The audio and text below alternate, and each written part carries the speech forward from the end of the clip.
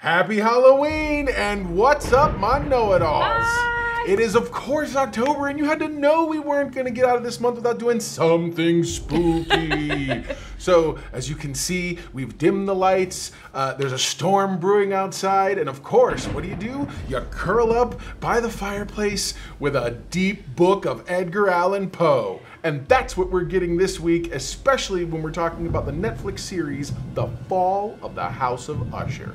So this is one of Mrs. Know-It-All's absolute favorites. She demanded we watch this. So we, I did. Those of you who follow us on the social medias, please @ A Real Know-It-All for myself on X now, I guess formerly Twitter, and A Mrs. Know-It-All at also on Twitter /X, whatever. Last night we live tweeted and watched the entire thing through, starting early in the day and ending deep into the wee hours of the night. 8 hours. Absolutely. 8 hours. And the whole of time nothing but Poe. sending really cool kind of, sort of tweeting out these images and different things and whatnot, as well as a slew of non-spoiler gifs. But all that being said, before we get into this, do me a favor, like the video, subscribe to the channel. It really helps us grow in the algorithm, lets everybody know that you want to be part of the Know-It-All Nation. So, let's get into this thing. I'm super excited. Let's talk.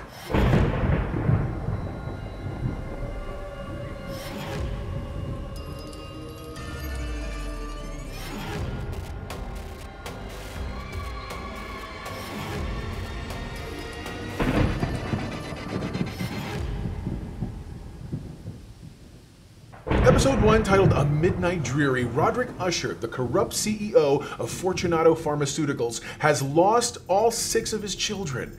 Heir Frederick, entrepreneur Tamerlane, surgeon Victorian, gaming mogul Leo, PR head Camille, and socialite Perry. In a span of 2 weeks, he attends the funeral of his last 3 children, accompanied by his sister and Fortunato COO Madeline, his wife Juno, his granddaughter Lenore, and his enforcer Arthur Pym. Roderick sees eerie apparitions and collapses, muttering, "It's time," upon sighting a raven. He invites his nemesis, Assistant U.S. Attorney C. August Dupin, to his childhood home to confess his crimes and reveal the causes of the deaths of his children. Roderick recounts that in 1962, Roderick and Madeline's mother Eliza died, but unexpectedly resurrected and killed her abusive former employer, Fortunato CEO William Longfellow, whom Roderick believed to be his and Madeline's biological father. 2 weeks prior to the funeral, Roderick and Madeline assembled the children at a family dinner to uncover an informant amongst them who's working with Dupin. In the present, Roderick takes responsibility for their deaths and recounts a fateful encounter with a woman named Verna, who foretold a life-altering change at a New Year's Eve party in 1980. The first episode's was literally called A Midnight Dreary.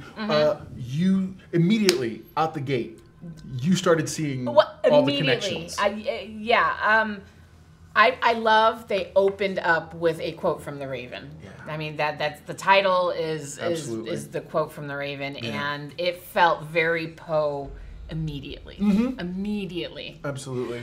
Super dark. I love the feel of the whole thing, the way the storytelling is happening. Yep. And you kept pointing out the whole time all the different parallels that were going on. Yeah. The actual fall of the House of Usher is literally about a house with its secrets.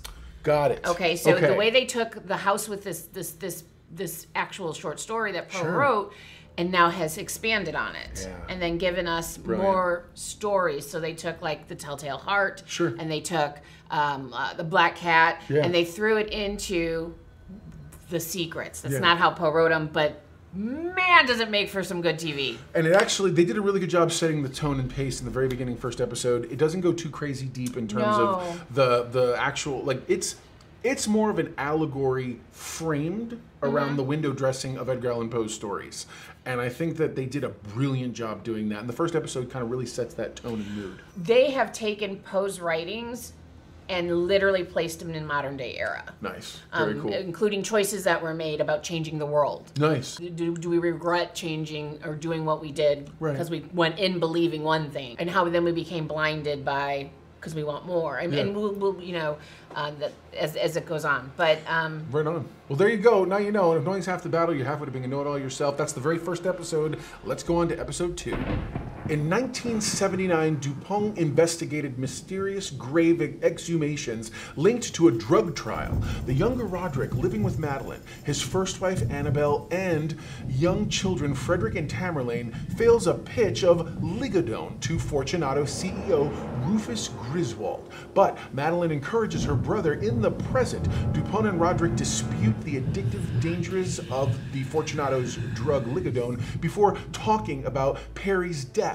Perry leads a debaucherous lifestyle while he struggles to measure up to the success of his other siblings. Perry, Frederick, and Pym deal with environmental concerns over their properties, including toxic waste problems. Perry decides to host a masquerade-themed party at one of the properties, using water from the facility's tanks to signal an orgy. Roderick, suffering from Catasil, pins hopes on Victorian's experimental heart mesh, while Madeline seeks to create AI using Lenore's memories. Juno shares that she met Roderick after expressing her gratitude for Ligodone following a car accident. Frederick's frustrated wife, Morella, secretly attends Perry's party, where Perry plans to seduce Morella as revenge on his brother. Verna appears to Perry and forewarns of consequences, telling the waitstaff and Morella to flee before disappearing. The water begins to spray, but it turns out to be acid, immolating the guests, including Perry. Verna kisses Perry and leaves her mask before his demise. This episode was just one. We don't normally review very strong adult content, so I'm not going to do my best. I'm not going to do a whole lot of gory details. I will simply say that it's for real. This is a rough episode. It isn't bad by any stretch, and they do a really good job with the material, but it was rough, man. I don't do gore well. Yeah. This was borderline for me, and I love like spooky stuff. So there's a difference for me between like slasher, blood, and body horror. Agreed. This was a little borderline for me, but I got through it. Yeah, no, for sure. What did you think of the actual how they maintain the story when it comes to this particular story? They did good. The Mask of the Red Death is actually based on. When Poe wrote it, it was about the plague, the horror of the plague. Wow. And what the plague actually does to the body. Yeah. He kind of writes about that. So the fact that they used acid was amazing. Wow. I mean, perfect choice. Very cool. I know it sounds really weird. Like, yes, it's a perfect choice. No. Use acid to melt their skin. No, that's awesome. But no, it made sense to me. That was, and they did a very good job on that. Well, there you go. Now you know. Comment below what you thought about that episode and tell us. Was it a bit much? If you haven't seen it yet, go see it. What do you watch this review for if you haven't seen these episodes yet? But onward to episode 3. In a flashback, Griswold takes credit for Ligodone, and Madeline urges Roderick to bide his time in the present.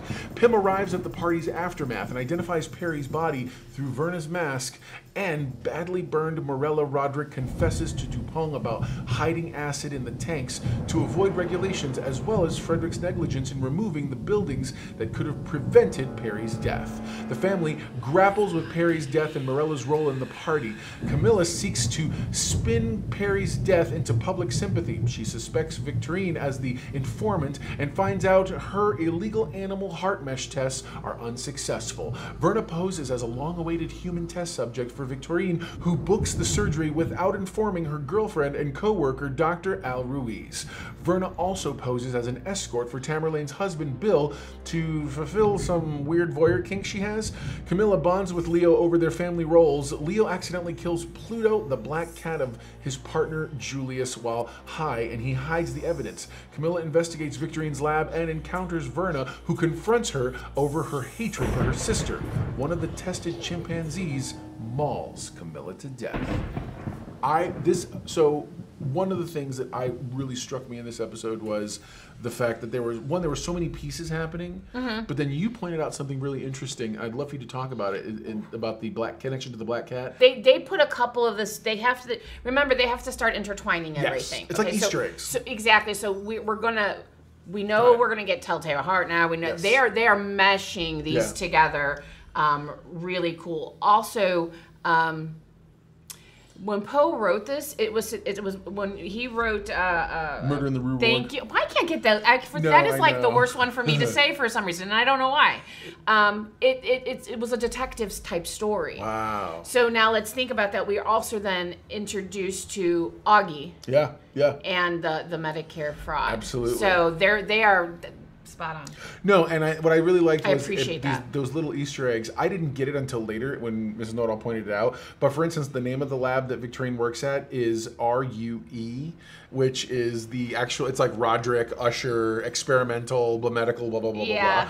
So the fact Enterprises, I think. Yeah, but they shortened it to RUE, which I was like. Super clever, smart, you guys. like clever, like I get what they did slide definitely stuff more in. treat than trick. And so yeah, man, it was super. I know that I enjoyed this episode myself a lot more. It was really, I was stunned by just the nature. One, Camilla is one of my favorite characters in this whole thing. Yeah, she is. She's the only one who other than her lifestyle, which she's sleeping with both of her assistants, and when they go to kind of quit, she's more or less like, you guys don't understand, this is literally the job that you were brought on for, you signed all this stuff, horrible stuff, by the way. Harassment in the workplace is not acceptable. But at the same time, other than that, she's not as hands dirty as everyone else. She's a spin doctor. Yeah. That's what she does. She does PR. So it's one of those things where you're like watching her. If you think about it, she spins PR. So again, that detective story kind of plays. And they're investigating and trying to find. See, because that's something we didn't mention before. Is early on, part of when Dupont has them in court rather. He tries to let it drop that there's an actual mole within their ranks. Within the family, yeah. Right, and that really is what starts the whole the cauldron bubbling, if you will, when it comes to the Usher family. Yeah, you call him Dupont, I call him Augie. Augie. Yeah, Augie's cool. Yeah, go ahead. All he had to do was just light the fire. Just a little bit, turn up the heat. That's it. And man. So there you go. Now you know, and if knowing's half the battle, you're halfway to being a know-it-all yourself. What do you think of episode 3 of the Fall of the House of Usher? Murder in the Rue Morgue, and I tell you what, it was an exciting one. Love to hear what your thoughts were about all the different machinations going on in the episode, so make sure you comment below. In a flashback, Roderick meets Dupont during the drug trial investigation, where he discovers his signatures forged by Fortunato. Madeline continues to tell him to remain on Fortunato until they take it over as their birthright. In the present, Leo adopts a black cat, resembling Pluto from Verna, to deceive Julius. Camille's death triggers a family crisis. Roderick, Madeline, and Pym identify Verna as the culprit from security footage, and Madeline recalls meeting her in 1980. Roderick confronts Victorine about Camille's presence in her lab, and she confirms upcoming human trials. Unaware of her father's condition, Tamerlane sees Verna with Bill, causing friction. Roderick confides in Madeline about his diagnosis, which is similar to their mother's. The new Pluto torments Leo, leading to a gruesome acts and Julius's concern over Leo's excessive drug use. Due to his grief over his siblings, Leo hires Verna to retrieve the cat, but in a scuffle, Leo gouges Pluto's eye. With Verna showing the same injuries, Julius returns home to apartment walls to find Pluto, with all of it being Leo's hallucinations. Leo charges at Pluto on the railings, and he falls to his death. What? This episode, bro. This was so, big ups, by the way, and I think I said this last night, to both Malcolm Goodwin and Rahul Kahili, who are both alumni of iZombie, which I loved seeing them both in the same thing, even if they weren't in the same century. Right. Or the same decade, rather, when it came to this whole thing. He was one of the coolest characters because he was actually the guy who, in previous episodes, was really trying to be caring to Prospero. And he was like, hey, you know how we are, this and that. You're better than this. Don't do, you know what I mean? So to see him spiral, he's completely spiraled, especially rough, since the last person he saw was Camille. Yeah. So the story of the Black Cat from Edgar Allan Poe is literally just a horror story about a cat. Wow. However, the story is based on this person. He writes first person. Had grew up with this cat named Pluto all of his life, and in a drunken, mad rage, gouged the eye out of the cat. His favorite loved cat, who happens to be named Pluto. So if you see this episode again, he was scratched in the eye. The couple of the pictures that we saw of not nice eyes hanging around. Big warning for those of you who are not into eye trauma. That is not my jam. And in fact, spiders and eye trauma are the two things that my family knows. If they know it's coming, warn me. So yeah, a lot of trigger warnings in this series for different things that you may or may not like. So, but again, I'm down. It sounds so bad. But it's like I'm like on board so much at this point. You have to understand, because on top of everything, with all the horror things that are happening, there's a story. And it's a good story. Yeah. And every actor in this thing is really doing amazing work. And I enjoyed it. So again, check it out for yourself. There you go. Now you know, and if knowing's half the battle, you're halfway to being a know-it-all yourself. That was episode 4, The Black Cat. And now we move on to episode 5. Episode 5, The Telltale Heart. In a flashback, Madeline confronts Griswold, who reveals that he knows the siblings are Longfellow's illegitimate children. They join forces with Dupont. I keep saying, I gotta choose a lane. They join forces with Dupont to uncover Fortunato's hidden files. In the present, Roderick hallucinates Perry, Camille, and Leo at their funeral. The surviving Usher children discussion devolves into jealousy over their father's favoritism. Madeline pressures Victorine to start human trials. In the future, Dupont later admits he lied about the informant's existence to pit the family against each other. Roderick, Madeline, and Pym find photographic evidence of Verna and suspect she is another illegitimate child. During an interview with Verna, Victorine hears a strange chirping. Kind of paranoid that Bill is sleeping with Verna, Tamerlane insults Bill, leading to a breakup. Roderick visits Victorine to reveal his condition and his need for her work, but discovers Al dead. Al had dumped her after discovering that Victorine had booked Verna's surgery and forged her signature on falsified data. With Al threatening to expose the Ushers, Victorine impulsively threw a book stand at her, fatally injuring her. Desperate, she used the heart mesh on Al and has been driven to madness by the mesh's chirping and believing Al was still alive. Realizing Al's dead body is useless, Victorine commits suicide in front of her father. Again, I just the brutality of these moments, of these deaths, yeah. But also framed in what I assume to be very deep, steep Poe lore. It is Telltale Heart. Literally, the gentleman's heart is taken from him and buried in a step. Wow. Or in a floorboard. I don't recall. Something along. Yeah. And he goes mad hearing it. So those times where I thought it was interesting though that. Usher could hear it. Yeah. Which just tells me that it also then plays more on his guilt as well. Absolutely. This literally is Poe's tale about a murderer's guilt. Yeah. And while I don't think she intentionally wanted to murder her, it still got that guilt. Like, you hit a squirrel with your car, you feel guilt. Could you imagine accidentally killing a human being? No matter how vicious this family is. Horrific. Tanaya Miller, who plays the part of Victorine, is amazing. She is such a good actress. I've seen her in other smaller roles before on BBC things and whatnot. She was on an episode of Doctor Who once. But seeing her be able to really flex and be this really amazing actress was very exciting for me. I'm like, give her more stuff all day. She handled the emotional, what you need to literally, because like you said, the entire story is about a murderer's guilt. And I think that's so hardcore. So anyway. All right. Well, there you go. Now you know. And knowing's half the battle, you're halfway to being a know-it-all yourself. So let's go on to episode 6. In a flashback, Roderick and Dupont seek Fortunato files to expose Griswold despite Annabelle's concerns. In the present, Tamerlane faces stress, insomnia, and the fallout from her breakup with Bill as she prepares to launch her wellness package, Goldbug. Madeline tries to convince Roderick that Verna is a threat. After 4 children's deaths, Lenore expresses concern about Frederick Roderick's paranoia and Roderick's worsening insomnia, Juno discusses with Tamerlane that she wanted to finally be accepted by a larger family after marrying Roderick. But the deaths have only isolated them. Pym uncovers Verna's true nature and links to prominent families, dating back hundreds of years. Morella begins speaking again, leading Frederick to secretly interrogate her at Goldbug's launch. Tamerlane is rattled by visions of Verna and a sex tape of her, Bill and an escort, playing on screens that only she could see. Tamerlane accidentally injures Juno and she flees the event. Madeline spots Verna, who vanishes in front of her eyes. At home, Tamerlane is taunted by Verna through mirrors, which she smashes. This was one of the more, I remember the shift psychologically.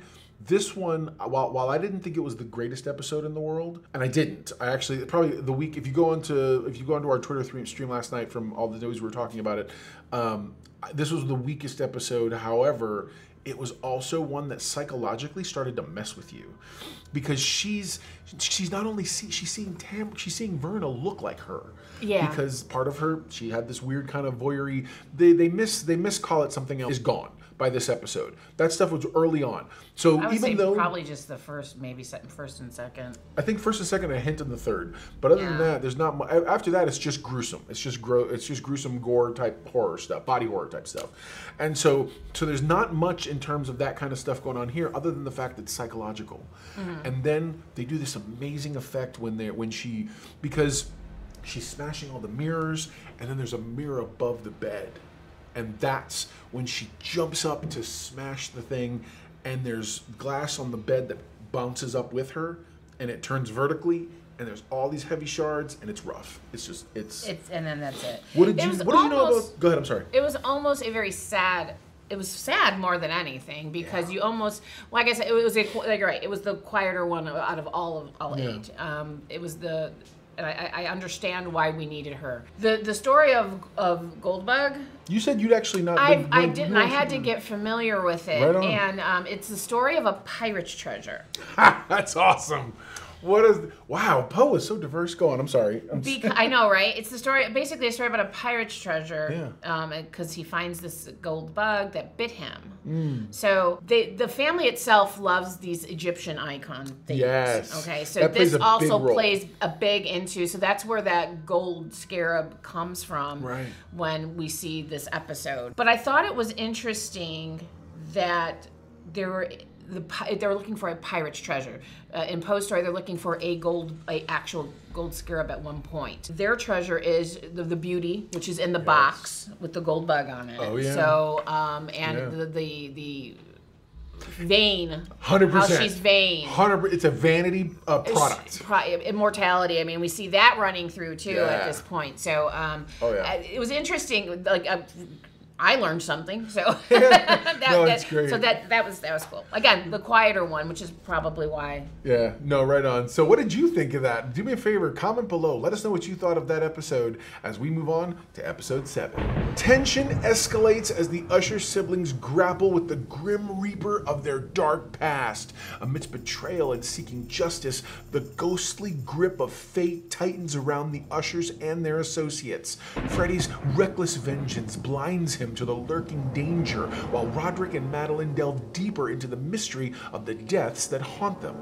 Though feeling the chilling touch of helplessness, the turbulent fireside interaction between Roderick and Dupont reveals glimpses of a haunted reality, while the sinister undercurrents of the past continue to ripple through the murky waters of deceit, revenge, and a dread-laden deal with a demonic entity, Verna, amidst a facade of power struggles and a harrowing journey back to the sinister roots of their childhood home.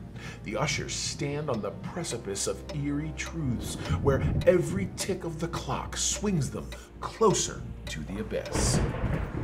This was the penultimate episode, and if you're even remotely a fan of this show, of the different things that we do here, you understand we hold penultimate episodes up on a pedestal. A penultimate episode has a job to do, and that's to bring us either right to the doorstep of the climax of the series, or even in some cases to bring us the climax, and then the last episode is literally just the fallout from those events. So this did everything that a penultimate's supposed to do. This is where what's his name dies. Yeah. And He dies literally. The story, yeah, Frederick, that's his name. The story of the Pit and the Pendulum actually is about a torture chamber. Wow. Yeah, and ends with a pit, with the pendulum. Now, there is a very small moment in The Mask of the Red Death where they talk about this place. Yeah. They not only captured that place in that warehouse. Sure. They captured the torture chamber from the warehouse in Pit and the Pendulum. Yeah. So I love the way they mirrored that, by the way. I agree. I didn't want to forget that. No, right on. That's awesome. But it's about a torture chamber, and let's think about Frederick himself. Yeah. While he wasn't tortured, right. he was the torturer. Okay. Because of his wife. Right. So, with the oh god, it was rough. We know what happened. Yeah. He discovered that she was obviously more involved and more culpable in all this, and he's let it get into his head. The drugs are affecting him that he's doing, and everything's just kind of going downhill. It's a bad scene in terms of what he's dealing with. No excuses. But so ultimately he goes over that edge. Happen. Yeah, you watch everything, all of it sort of beginning to go one way or another, and it looks rough. The young lady Kaylee Curran who plays Lenore is amazing in this episode. She is such a strong character, and I feel like, well, I don't want to get ahead of myself.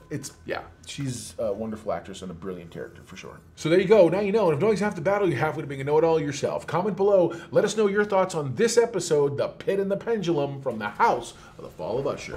In the chilling episode 8, The Raven of the Fall of the House of Usher, a sinister pact with the supernatural bartender Verna ensnares Roderick and Madeline in a deadly allure of boundless wealth and power, shadowed by a grim clause of extinguishing the Usher bloodline upon their demise. As the New Year's Eve clock ticks ominously, the duo's choice between transient grandeur and prolonged agony unfolds in a somber bar, fracturing Roderick and Annabelle's union irreparably.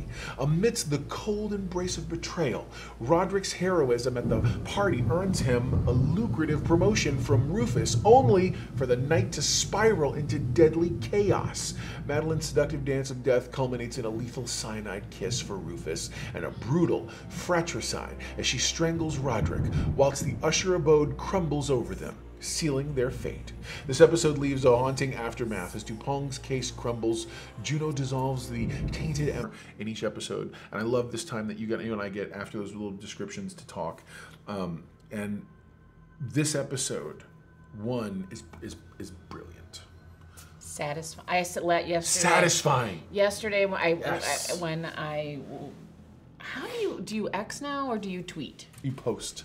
As we were posting into that family. Yeah. You understand why they are where they are in life now. The actual falling of the House of Usher was completely poetic. Yeah. Like it sealed everything. I, as a former film and TV writer, there's always a moment in a script that you sit here and you say to yourself, this is the moment.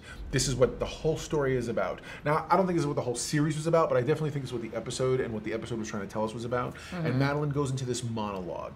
It's a really great monologue. They want an entire meal for $5 in 5 minutes, and then they complain it's made of and plastic. McDonald's had served nothing but kale salad all day and all night long. That's what people ate. I watched it, and I remember I said, this is what the writer wanted this entire thing to be about. This is the moment, because it's this indictment of society and our hunger and our baser instincts and all these things. And who's worse, the people demanding everything or people like the Ushers who provide everything? Which is the bad guy here? And that back and forth. And it's such a mind F in terms of what we have to think about. And I really appreciated that monologue. I like that. I'll still call her Verna. Sure. I liked that it appears that Verna, if they would have gone to the better path, right. This is how I'm feeling, because he was supposed to be a poet. Sure. If they would have chosen the other path and not, when she gave him all the fortune, right. If they would have done better sure. than what they did, right. I think it wouldn't have ended in their demise. You also have this really sad, beautifully sad moment. It's beautifully sad moment where Lenore's talking to Roderick, and Lenore is expressing the family did so bad, we need to do better, this and that, and ultimately she goes to her. It's time for her to go to bed, and Verna's waiting for her. We're sure. Some descriptions say she's a demon, she's this, she's that, she's the devil. We think she's just death. Verna's just death. And Verna's sitting on Lenore's bed, and she says... Kind of almost giving you, how do you want to die? Sure. That choice. Sure. You know, the choices you make in life are going to end up ultimately how you end up dying. Right. You know? And this is why. And Lenore, she comes in, and she sits, and Lenore... she tells her, she's like, hey, I want you to know, she's like, I hate this part of my job. And she's like, but it's one that I have to do this. And she says to her, she says, listen, you need to know, your mom's going to wake up, she's going to inherit so much money, she's going to start she's going to start a foundation, they're going to help people. And she proceeds to tell her just how many people, and she's like, all of those lives, all of those millions of lives, all of those people is because of, and the way they did this was, they're super close up on her face, and she says, it's all because of you. And then it's a real simple, she just goes boop, and she touches her forehead, and Lenore falls asleep. She doesn't make her suffer. Because earlier in that same scene, she goes, why is it my job to define for people what bloodline means? Because she didn't want to do it. Well, she realizes it's the price, man. I mean, it's the price that her grandfather and aunt. This was such an amazing show that I'm genuinely... Talk about prestige television. This show didn't... I jokingly said to Mrs. Know-It-All in the beginning, I said, this is like Succession concentrated and in its most poetic form, because it literally is just these rich people eating each other's tail, so to speak, to try to one-up one another. Everybody, Bruce Greenwood, Mark Hamill, Mary McDonald, everybody, the entire cast of children and whatnot and characters are all doing amazing work. Carla Gugino plays Verna / Death. And I love her. She was amazing in Sucker Punch in a kind of a similar sort of dark role. She plays these really interesting characters, not so much always supernatural, but like at the moment when the house is falling and you see Dupont in the street and he looks up and she's standing on top of the rubble of the House of Usher and her eyes are glowing. There's this they're like pinpricks of light. And then there's this lightning flash, and there's a raven sitting there, and it's got the same pin. And I'm just like, bro, this if you want a spooky Halloween, this is definitely the one for sure to watch. Yeah, I agree. They did such an amazing job. They really did. Mary McDonald did a wonderful... She just... Not that I know what she was supposed to be, Madeline Usher was supposed to be like, but man, if I didn't know any better, she was Madeline Usher. Yeah, she did so good. So good. Yeah, I really did appreciate, though, the bond between them, because they're brother and sister. Yeah. Yeah, me too. You know what I love...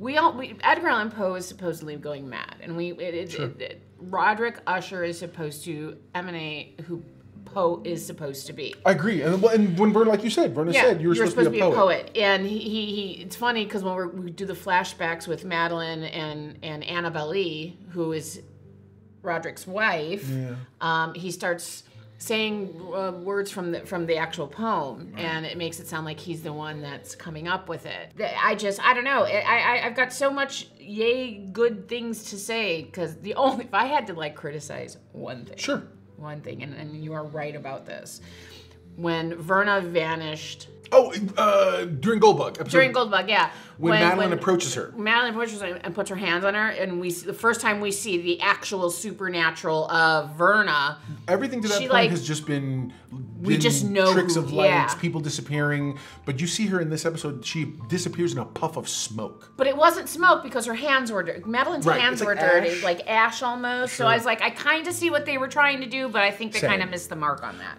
I do too. It's literally the only misstep in the entire series, and it feels like it was. I'm like, we haven't really. Yes, we've seen Supernatural, but not like that Supernatural. Right. And I feel like that was a little awkward. And I'm almost like, I feel like that was a post-production decision. Like, or it looked better on paper than they probably should have. Then they probably. But, whatever. So, all right, guys, well, there you go. Now you know. And if knowing's half the battle, you're halfway to being a know-it-all yourself. What is the know-it-all index score for the entire series? Go on Twitter. You'll see each individual episodes by all means. But what is I'm not afraid to say this right now, but episode 8, the last episode was my 10. Sure. I don't care. They don't have to look for that one, but it was my 10, and I stick by it. And I would have to agree. Yeah. The entire. I don't know. I'd like.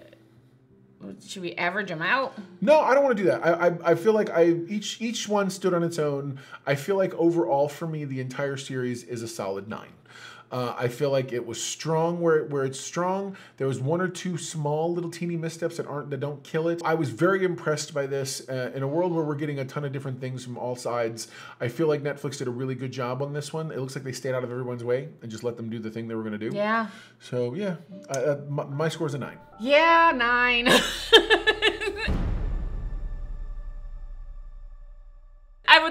Only because I did give 2 7s. I was gonna do 9.5, but I did give about a couple of 7s throughout the series. That's that probably was just one was the body horror. I had a hard time with that one, and the Tamerlane on Goldbug. But right on. Well, guys, hey, take all of this with a grain of salt, because until you've seen it yourself, you really can't trust anybody's opinion online. Watch it for yourself, then comment below and tell us what you thought of the fall of the House of Usher on Netflix. We enjoyed it. You might not, but hopefully you do too. If nothing else, have a spooky and fun and safe Halloween this season. We're going to do a few more kind of spooky, scary reviews of different things before the month is out. But until then, never forget, everyone loves a know-it-all. Bye, guys.